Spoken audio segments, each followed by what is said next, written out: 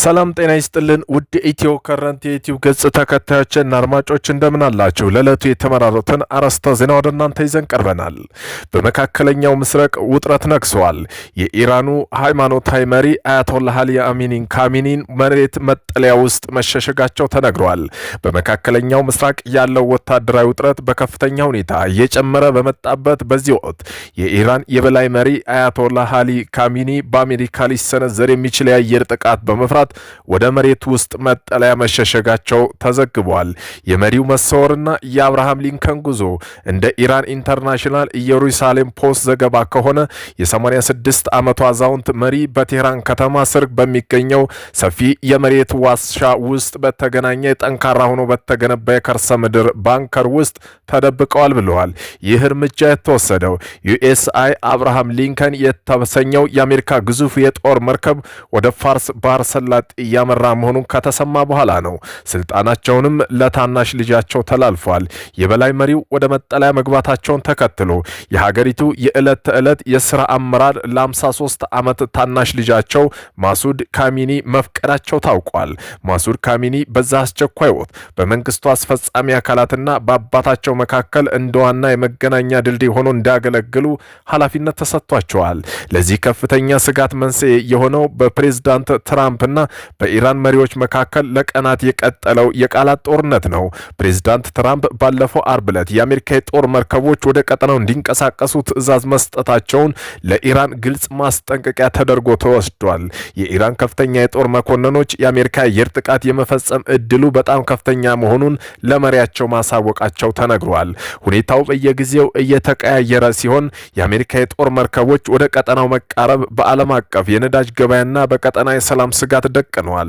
የኢራን መመታት በመላው ዓለም ህዝብ ተቀምጦ በመጠባበቅ ላይ ይገኛል። ትራምፕ የጦር ሰፈሮቻቸውን እያዘጋጁ ነው። የኢራኑ መሪ አያቶላህ አሊ ካሚኒ በሚስጥር መሿለኪያ አውታር በተመሸገ መሬት ማከማቻ ጉድጓድ ውስጥ እንዲያርፉና ይህም ከደህንነትና ወታደራዊ ማስጠንቀቂያ በኋላ እንደሆነ ይናገራሉ። በዚህም ጊዜ የአሜሪካ ጥቃት ሊደርስበት የሚችለው ከመቼውም ጊዜ በበለጠ ነው። የጠቅላይ መሪው ሶስተኛ ልጅ መስዑድ ካሚኒ የዕለት ተዕለት ኃላፊ ማስተዳደር የቀጠለና ከመንግስታቸው ጋር ዋና ትስስር ሆኖ የሚቆይ ሲሆን ይህ ማለት ኢራን በአስቸኳይ ጊዜያዎች ውስጥ ትገኛለች። ኢራን ጦርና ሶስተኛ ጠባቂ ዋሪ ታላቅ አንድነት ማሳያ ጀመረና የምድር ጦር አዛዥ ብርጋዴር ጄኔራል ጃን ሄድን እስከ ማንኛውም መስዋዕት ዝግጁ ነን ብለዋል። ትራምፕ በተመለከተ ካታሎግ የለውም። ባለፈው ሳምንት አርማው በሌላ ጊዜ መተላለፉን ተናግረዋል። ዛሬ ግን ተመልሶ መጥቷል። ወደ ኢራን የሚሄዱ ብዙ መርከቦችና ብዙ ሰዎች አሉን፣ እነሱም መጠቀም እንደሌለብን ተስፋ አደርጋለሁ ብለዋል። የሆነ ሆኖ ግን ኢራን እጅ አትሰጥም ሲሉም ቀጥለዋል። አሜሪካ በታሪኳ ታይቶ የማይታወቅ እጅግ ግዙፍ የጦር ወደ መካከለኛው ምስራቅ አስጠግታለች። ዩኤስ አብርሃም ሊንከን የጦር መርከብ በርካታ ተዋጊ ጀቶችና ወታደራዊ ሚሳኤሎች ጭኖ ከፓሲፊክ ውቅያኖስ አረብ ባህርን አቋርጦ መካከለኛው ምስራቅ ደርሰዋል። ዩናይትድ ኪንግደም ደግሞ የተውጣጡ ኤፍ-15 ኢግል ተዋጊ ጀቶች ጨምሮ ኤስአይ ጆርጅ ኤች.ደብሊው ቡሽ መርከቦች እንቅስቃሴ ጀምረዋል። ኬሲ 135 የነዳጅ አውሮፕላኖች እያንዳንዳቸው እስከ 7 ቶን ወታደራዊ መሳሪያ መሸከም የሚችሉ እጅግ ብዛት ያላቸው 15 ሲ-17 ግዙፍ ወታደራዊ አየር ማጓጓዣ አውሮፕላኖችም ከስፍራው ደርሰዋል። የአሜሪካ መካከላዊ አዛዥ ከወራሪዋ ከፍተኛ የጦር መኮንኖች ጋር እየመከሩ ነው። ኢራን በኢራቅ፣ በሶሪያ፣ በኳታርና በባህር ሰላጤው ሀገራት የሚገኙ የአሜሪካ የጦር ሰፈሮች እንደምታጠቃ በግልጽ ተናግራለች። የተነካን ጦርነቱን ኢራን ምድር ይወጣል ብላለች። ይህን ተከትሎ አሜሪካ አየር ኃይል ማዕከሉን ወደ ጆርጂያ አዛውረዋል። ከኢራቅ አልአሳድ እና ከሳውዲ አረቢያ ልዑል ሱልጣን አየር ማረፊያ ከኳታር አልሁዳይድ ወታደራዊ ሰፈሮች የሰራዊቷን ቁጥር ቀንሳለች። የኢራን አብዮታዊ ጦር ኮንቬንሽንና ድሮኖች፣ ሚሳኤሎችና ከባባድ ወታደራዊ መሳሪያዎች በመላው የኢራን ከተሞች ተጉዘው ኢላማቸው ተሰድረዋል። ወታደራዊ አዛዦች ወደ ጦር ሰፈራቸው እንዲመለሱ አስቸኳይ ትዕዛዝ ተሰጥቷቸዋል። በርካታ የአውሮፓ አየር መንገዶች ወደ ዱባይ፣ ሪያድና ደማም፣ ቴልአቪቭ የሚደረጉ በረራዎችን ሰርዘዋል። በኢራን፣ በኢራቅ፣ በእስራኤልና በባህሬን ሰላጤው አየር ክልል ውስጥ አውሮፕላኖች እንዳይበሩ አስጠንቅቀዋል። የብሪቲሽ አየር መንገድ ወደ ቴህራን የሚደረገው በረራ ለጊዜው አግደዋል። ከ59 በላይ ሀገር ዜጋት ኢራንን ለቀው እንዲወጡም አሳስበዋል። ሰማዩ ከሲቪል አውሮፕላኖች ጸርተዋል። ወታደራዊ ቋንቋ ይህን ዜሮኛ ሰዓት መቅረቡን ያመላክታሉ። ዩኤስኤስ ጀራልድ ፎርድ ከደቡብ ቻይና ባህር ወደ መካከለኛው ምስራቅ ማምራቱን ተከትሎ ቻይና 26 ወታደራዊ አውሮፕላኖችና 6 የጦር መርከቦች ወደ ታይዋን እያስጠጋይ ትገኛለች። ያቅዳሉ፣ ያሴራሉ፣ የሴረኞች ሁሉ በላጭ ነው። የዚህ ጦርነት መጨረሻ የኛ ድል ነው ሲሉም ተናግረዋል። በዚህም ኢራንም ታሪክ እየሰራች ነው። ኢራን በአየር ክልሏ የሚደርስባትን ማንኛውም ስጋት ማስቆም የሚችል መሳሪያ ሰርታለች። ፍጥነቱ ምንም ይሁን ምን ሊጠጣውና ሊያጠፋው ይችላል። እንደ ራድ ሳያድና 350 ሚሳኤሎችን ካሉ የአየር መከላከያ ዘዴዎች ጋር አብሮ ይሰራል። እስላማዊ አብዮታዊ ጥበቃ ጓድ የኢራን ጦር ኃይሎች ጥቅም ላይ እንዲውል ተዘጋጅቷል ተብሏል። ኢራን አሜሪካ ትንኮሳ የምታደርግ ከሆነ ማንኛውም ማጸፋ ለመስጠት ተዘጋጅቻለሁ ብላለች። ኢራን ሰማያን በብረት አጥራለች። የጠላት ሚሳኤል አቧራ የሚያደርግ አዲስ ቴክኖሎጂም ሰርታለች። ኢራን በአየር ክልሏ የሚሰነዘርባትም ማንኛውም ስጋት ገና በሰማይ ላይ ያለ መቆጣጠር የሚያስችል እጅግ ዘመናዊ መከላከያ ይፋ አድርጋለች። ይህ መሳሪያ ታሪክ ሰራች የሚያሰኝበት ምክንያት ፍጥነቱ ምን ይሁን ምንም ማንኛውም ተወርዋሪ መሳሪያ ሚሳኤል ይሁን ድሮን መጥቶ መጣል በመቻሉ ነው። ከፍጥነቱም በላይ የሆነ ፍጥነት፣ ይህም አዲስ ስርዓት ማንኛውም ሃይፐርሶኒክ ከድምጽ ፍጥነት በላይ የሆነ ሚሳኤሎችን ድምጽ ለይቶ ማወቅና የማጥፋት ብቃት አለው። ጠላት የሚሳኤሉን ፍጥነት ቢጨምርም የኢራን መከላከያ ግን ሳይቀድሙት ቀድሞ ተገኝቷል። የተቀናጀ ብረት ወይም አጥር ኔትወርክ ዲፌንስ ይህ መሳሪያ ለብቻ ሳይሆን እንደ ራድ እና ሳያድና 358 ካሉ አስፈሪ ሚሳኤሎች ጋር በተቀናጀ መልኩ ይሰራል። ይህ ማለት አንድ የአየር ላይ ስጋት ከመጀመሪያው መከላከያ ቢያመልጥ እንኳ ሌላኛው በሰኮንድ ልዩነት ውስጥ ያለሰልሰዋል። የኢራን ጦርና IRGC ጡንቻ መሳሪያ በኢራን መደበኛ ጦርና በእስላማዊ አብዮታዊ ጥበቃ ጓድ እጅ መግባቱን የኢራን መከላከያ አቅም ወደ ላቀ ደረጃ አውጥቶታል። ይህ በክልሉ ለሚገኙ ተቀናቃኞች ኢራን በአየር ማጥቃት የማይችል ህልም ነው የሚባለው መልእክትም ከዚህ ተላልፏል።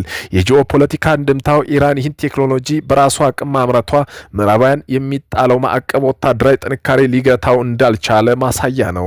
አሁን ላይ ኢራን ከሚሳኤል አጥቂነት ባለፈ ተከላካይነት ረገድም በዓለም ሀያል ሀገራት ተርታ እንድትሰለፍ አድርጓታል። ኢራን የሰራችው መሳሪያ የሰማይ ላይ ቼዝ ጨዋታ ቀይሮታል። አሁን ላይ ጠላቶቿ ጥቃት ከመሰንዘራቸው በፊት የኢራን መከላከያ ይደርስብኛል የሚለው ስጋት ደጋግመው እንዳስቡ ያደርጋቸዋል። በዚህም ጉዳይ የኢራን ወታደራዊ ጥንካሬ መጨመር በመካከለኛው ምስራቅ ሰላም ያመጣ ይሆን ወይስ ውጥረቱን ያባብሰው ይሆን? በመላው አየር ኃይላችን ዝግጁን ጨርሷል፣ በተጠንቀቅ ቆመናል። የእስራኤል አየር ኃይል ዋና አዛዥ ሜጀር ጄኔራል ቶመር ባር ጣቶቻችን በቃት ላይ ነው። የኢራን አብዮታዊ ጦር አዛዥ ሁሴን ሰሊማ ኢራን አብዮታዊ ጦር አዛዥ ሜጀር ጄኔራል ሁሴን ሰሊማ አሜሪካ በመካከለኛው ምስራቅ ከምታደርገው ማንኛውም አይነት የተሳሳተ ስሌት እንድትቆጠብ ጠንካራ ማስጠንቀቂያ ሰጥተዋል። ጄኔራሉ በሰጡት መግለጫ የኢራን ጦር ኃይሎች ማንኛውም አይነት ጥቃት ፈጣን የማያወላውል ምላሽ ለመስጠት ዝግጁ መሆናቸውን ሲገልጹ ጣታችን በቃት ነው በማለት ሀገሪቱ ወታደራዊ ዝግጁነት አረጋግጠዋል። ይህ ዛቻ መልእክት በመጣው በክልሉ ያለው የፖለቲካ ወታደራዊ ውጥረት በከፍተኛ ሁኔታ በናረበቶ ሲሆን ዋሽንግተን በኢራን የምታደርገው ማንኛውም የተሳሳተ ግምት ወይም ወታደራዊ እንቅስቃሴ ለቀጠናው አስከፊ መዘዝ እንደሚኖረው አዛዡ አሳስበዋል። በቴህራንና ዋሽንግተን መካከል ያለው የቃላት ጦርነት ዲፕሎማሲያዊ ፍጥጫ በዓለም አቀፍ ደረጃ ከፍተኛ ስጋት እየፈጠረ ነው። አሜሪካ ኢራን ባካለለ መልኩ ባለፉት 36 ሰዓት ውስጥ ከአሁን በፊት ታይቶ በማይታወቅ መልኩ በርካታ መሳሪያዎችና ቦምብ ጣይ ጀቶ ወደ መካከለኛው ምስራቅ የጦር ቤዞች አጓጉዛለች። በ36 ሰዓት ብቻ መዳረሻው ኳታር፣ ኩዌትና ጆርዳን ያደረጉ 15 ካርጎ መሳሪያ የጫኑ በረራ አድርጋለች። በተያያዘ መረጃ የኢራንና የእስራኤልም አዲስ ውጥረት ጨምረዋል። የእስራኤል አየር ኃይል ዋና አዛዥ ሜጀር ጄኔራል ቶመር ባር በመላው አየር ኃይላችን ዝግጁ ጨርሶ በተጠንቀቅ ቆሟል ሲሉ ከሰዓት በፊት ተናግረዋል። ባለፈው በተካሄደው ጦርነት ትምህርት ወስደናል፣ አሁን ላይ አየር ኃይላችን በተጠንቀቅ ቆሟል ሲሉም አብራርተዋል። የኢራን መንፈሳዊ መሪ አያቶላህ አሊ ካሜኒ የአሜሪካ ጥቃት ሊፈጸም ይችላል በሚል የቀረበባቸውን የደህንነት ማስጠንቀቂያ ተከትሎ በቴህራን የሚገኘው እጅግ የተወሳሰበ የምድር ውስጥ መሸሸጊያ መግባታቸውን ኢራን ኢንተርናሽናል ቅዳሜ ዕለት ዘግቧል። የኢራን ተቃዋሚ የመገናኛ ብዙሃን እንደገለጹ ከፍተኛ ወታደራዊና የደህንነት ባለስልጣን የአሜሪካ ጥቃት የመሰንዘር እድሉ እየጨመረ መምጣቱን ካስጠነቀቁ በኋላ መሪው ወደ ጠንካራ የኮንክሪት ዋሻ ገብተዋል። ይህን ተከትሎ ነው የዕለት ተዕለት የአመራር ስራውን ሶስተኛ ልጃቸው ማሱድ ካሚኒ እንደተረከቡና ከመንግስት አስፈጻሚ አካላት ጋር የሚደረገው ግንኙነት እርስ በርሳቸው በኩል ብቻ እየተደረገ መሆኑን ተዘግቧል። ይህ የኢራን ባለስልጣን ስጋት የጨመረው አሜሪካ ፕሬዝዳንት ዶናልድ ትራምፕ አርብ ዕለት የሰጡትን አስተያየት ተከትሎ ነው። ፕሬዝዳንቱ በርካታ የአሜሪካ መርከቦች ወደ ኢራን እያቀኑ ነው፣ ነገር ግን ልንጠቀምባቸው እንደማይገባ ተስፋ አደርጋለሁ ሲሉ ተናግረዋል።